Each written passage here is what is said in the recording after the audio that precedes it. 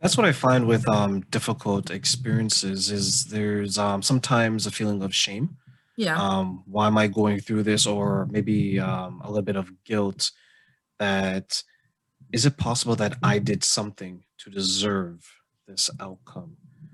Right. And I think that having a strong support system, having people there that's going to support you, having things that you can do, as you mentioned, you're celebrating it with all these beautiful things that you're doing now. You have the podcast, you have this, you've bounced back.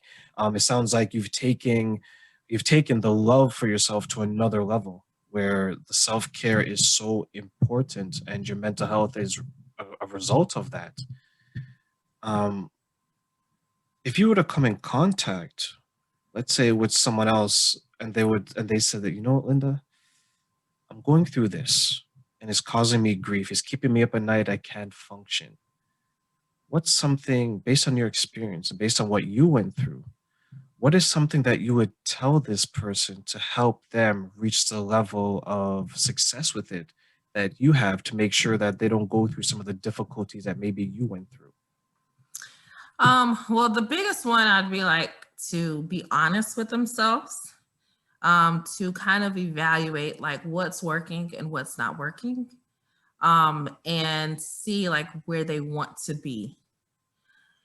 So if let's say in 30 days they want to have this kind of vision or this kind of life, to then work backwards and see like what do they have to let go of or change to get to that point.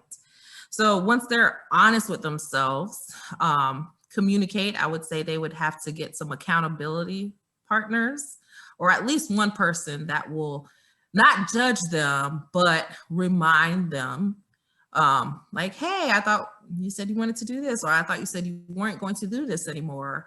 Or say, hey, I see that you're, a little low on this. Someone who can really encourage you and speak life into you. And so once you're honest, you can, it's never too late to start. I don't care what age you are, the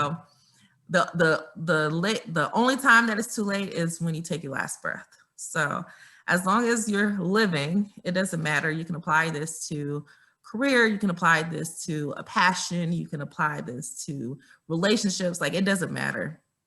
So honesty, communicate, accountability, those are the biggest ones. Were you able to do those things as well when you're going through your depression? You had a lot on your plate. Like, were you able to hold yourself accountable? Were you honest with yourself, or is this something you had to learn as you're coming out of the depression and your situation?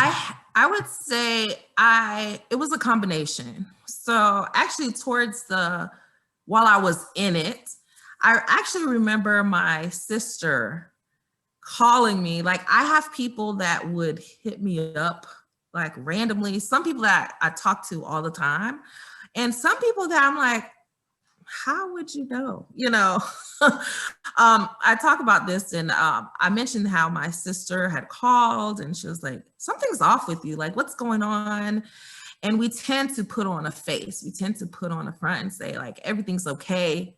That's kind of like our default response. Like, how are you doing today? Oh, I'm okay. I'm fine. Because nobody wants to hear the bad stuff, right?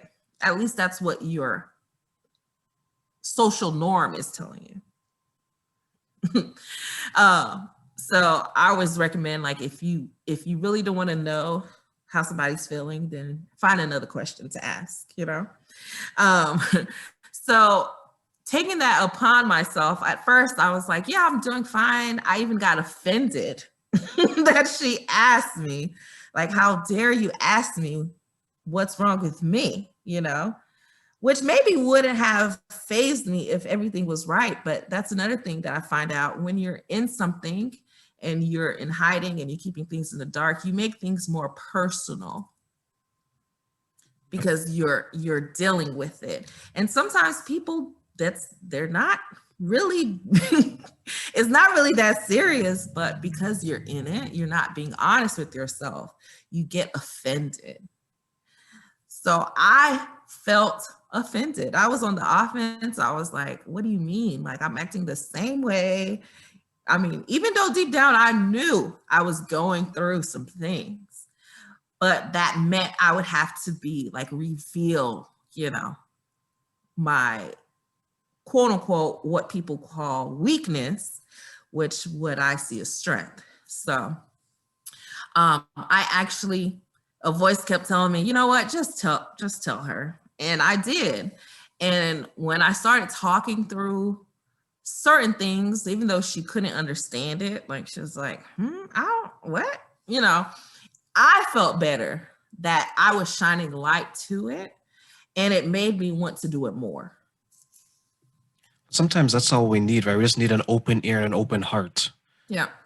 Because when we're going through something like that, to use your term, there's a societal norm to say that maybe people don't want to hear about my problem, Right. right? And I think that's sometimes the burden of those who are as positive and happy and energetic like us. They don't expect us to ever be sad. Yeah.